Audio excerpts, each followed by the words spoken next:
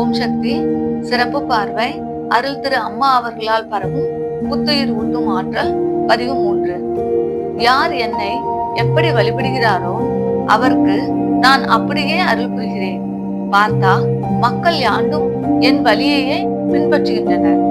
அத்தியாயம் 4.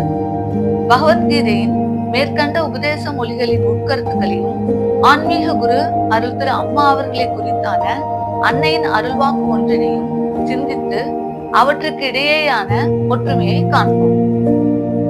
என் அருளை வேண்டும் பலர் பாலகனை அவமதிக்கின்றார்கள். பண்டம் விரும்பும் அவர்கள் பாண்டத்தை புரிந்து கொள்ளவில்லை.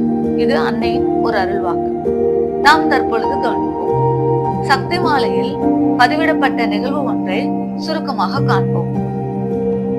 அப்பக்தர் நிலை குலைந்த நிலையில் ஆலயம் வந்திருந்தார். அப்பக்தரை தடுத்தாட்கொள்ள அன்னை திருவுள்ளம் கொண்டார். ஆலயம் அருகே தங்கும் விடுதி ஒன்றில் அருள் திரு அம்மா அவர்களின் புகைப்பட உருவம் உணர்வு மொழியில் பேச அப்பக்தர் தெய்வீக குணமாக்குதல் முறையில் தீய பழக்கத்திலிருந்து விடுபட்டார். அதன் பின் நடந்ததை கவனிப்போம். ஆலயம் வந்து அம்மா அவர்களின் வருகைக்காக கூட்டத்தோடு 4 கால் மண்டபத்திற்கு அருகில் நின்று கொண்டு இருந்தார். அருள் திரு அம்மா அவர்கள் காரில் இருந்து இறங்கி நடந்து வந்தார்கள். 4 கால் மண்டபத்தை கடக்கும் போது அடிகளாரின் சற்றே பின்னால் ஒளி பொருந்திய மற்றொரு அடிகளார் தன்னை உற்று நோக்குவதை அப்பக்தர் கண்டார். அன்னையின் திருவுள்ளம் தடுத்தாட்கொள்வதே. அதனையே அப்பக்தர் உணரும்படி செய்யும் வகையில் அடிகளாரின் ஆன்மாவாக அடிகளாராகவே நான் இருக்கிறேன், இவ்வடிவில் இருக்கும் என்னை பற்றிக்கொள் என்பதான அன்னையின் திருவுள்ள குறிப்பை அப்பக்தர் உணர்ந்தார்.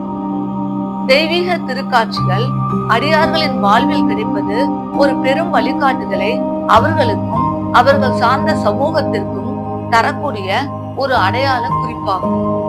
அவ்வகையில் அன்று அவருக்கு கிடைத்த திருக்காட்சி அருள் திரு அம்மா அவர்களின் தெய்வீக இறைத்தன்மையை நமக்கு சுட்டிக்காட்டுகிறது.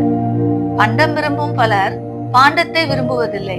அன்னையின் அருளை விரும்பும் பலர் அம்மா அவர்களை சாதாரண மனிதர் என்று ஆரம்ப காலங்களில் எண்ணி மனிதனை மனிதன் வணங்குவதா என்று அறியாமையினால் பிதற்றி வந்தனர்.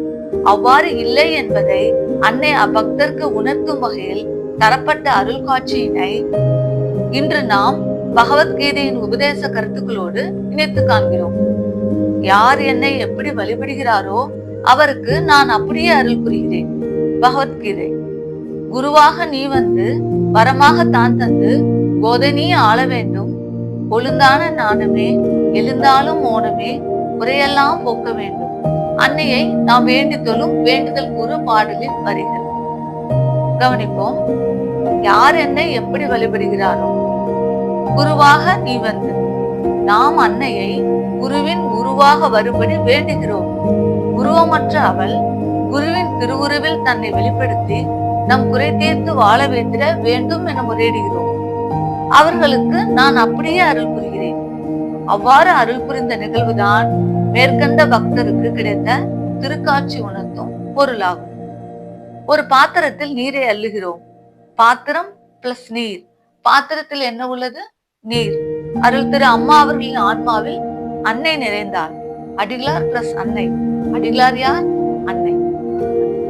நாம் பல கட்டங்களாக அவதார விளக்கங்களை தருவது இருள் நிறைந்த உள்ளங்களில் சிறு ஒளியை தர வேண்டியே தானே அன்றி ஏற்கனவே அறிந்த உள்ளங்களில் அன்னையின் வடிவமாம் அருள் திரு அம்மா அவர்கள் நிறைந்தே இருக்கின்றார்கள். இதனை ஒரு பக்தர் தன் உரையில் குறிப்பிட்ட நிகழ்வு ஒன்றை அடுத்து காண்போம். கவனித்து அறிந்து கொள்வதற்கு என் நன்றிகள். ஓம் சக்தி. தொடர்ந்து கவனிப்போம்.